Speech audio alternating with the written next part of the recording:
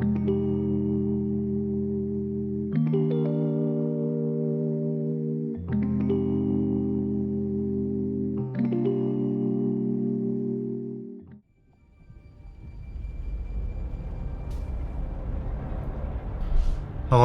and welcome back to the channel.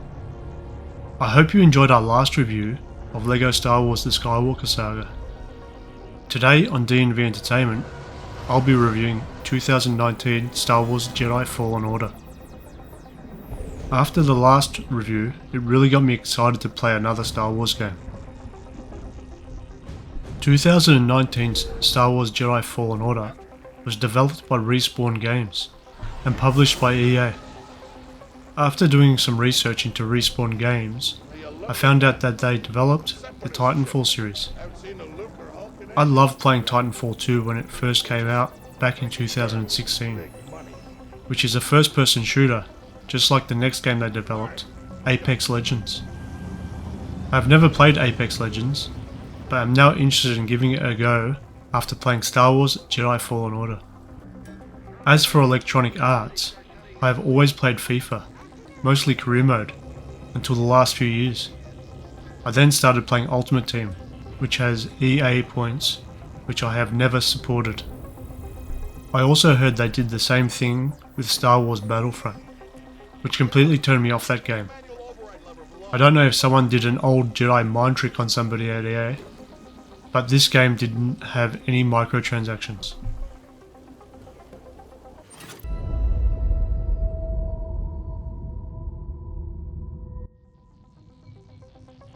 Now onto gameplay options and visual settings. I didn't change too much in the gameplay settings menu. Maybe I should have paid more attention, as there is an option for auto grip climbable walls, and I had to hold L2 for every wall climb.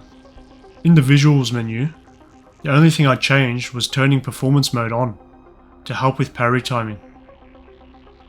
There are 4 difficulty options: Story Mode, Jedi Knight, Jedi Master, and Jedi Grandmaster. These go from easiest to hardest, with each gradually adjusting parry timing, incoming damage, and enemy aggression. I wanted to choose Jedi Grandmaster, but I'd probably be still playing the game, so I settled on Jedi Master. The game consists of 5 explorable distinct planets, which you choose from a holomap on the Mantis. This is the ship you travel on throughout the game with your crew, consisting of Captain Grease Dreedus and Seer Junda, who's a former Jedi Knight. All the voice acting was of a high standard, and suited each character. Too bad towards the end of the game, the lip syncing fell off a cliff, which is rather disappointing. The Zeppo journeyed to the planet Kashyyyk. Cordova had a Wookiee friend named Tarful. Maybe we can find him. Kashyyyk, look, things are really bad down there. The Empire's muscling in on those Wookiees big time. So we better get ready for a fight. The game is set in my favourite period in the Star Wars universe, between Episode 3 and Episode 6, as I just love the scenery and enemy types. This game takes place not long after Order 66. After the intro level, which introduces you to the controls and systems of the game, you travel to your first planet. Here you fight native beasts and learn more of the parrying and blocking system, which I picked up fairly quickly, and the controls felt fairly smooth. The real action starts when you start fighting stormtroopers and really have to start timing your parrying, blocking and dodge capabilities, while also using the Force to push, pull and slow your enemies before delivering a deadly blow with your lightsaber, which is fully customizable. The lightsaber feels like it has weight to it, and the physics are on point to where all your strikes feel powerful. As you progress, you get introduced to more powerful enemies. You have to learn their move patterns, but you can also be overrun by weaker enemies in greater numbers. Be prepared to die a lot in this game, especially if you are not used to Souls-like games. I wasn't, but with persistence, I learned how to defeat the enemies. Some of the boss fights towards the end of the game took me well over an hour to vanquish. Coming straight off LEGO Star Wars, which is more of a nostalgic experience and a lot more forgiving and less challenging. However, in Star Wars Jedi Fallen Order, finally beating a boss you have been stuck on for ages definitely feels way more rewarding. Learning not to just strike non-stop, but to focus more on blocking, parrying, and waiting for the enemy to turn red.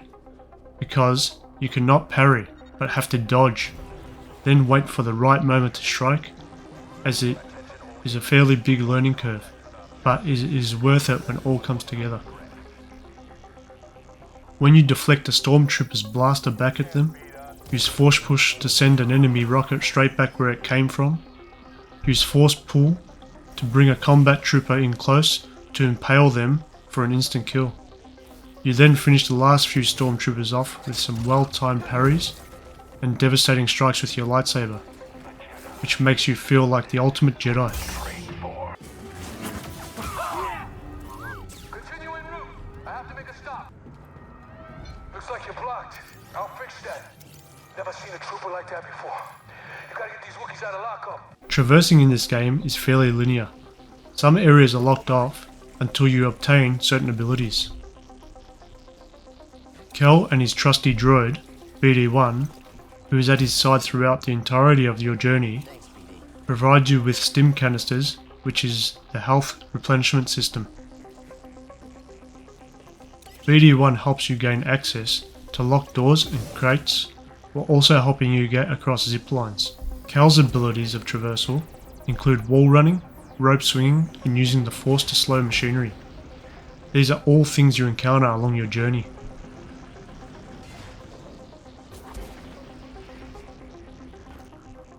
There are meditation points all throughout the game that act as your checkpoints, where you have the option to rest, which restores your health and stims at the cost of respawning all the enemies you have downed.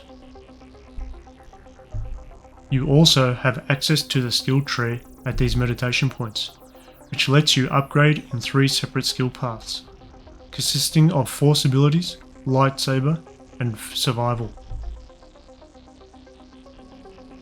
The graphics and scenery were quite phenomenal, with every planet having a distinct feel and atmosphere.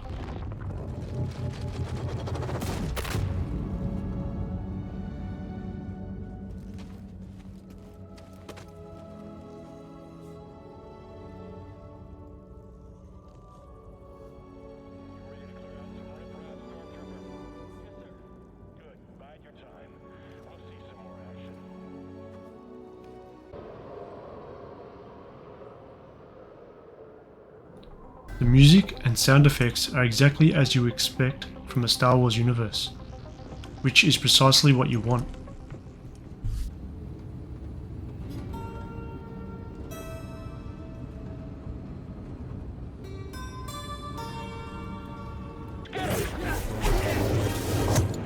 He's too scared.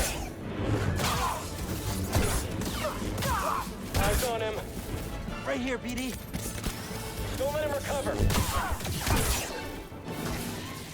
Yeah.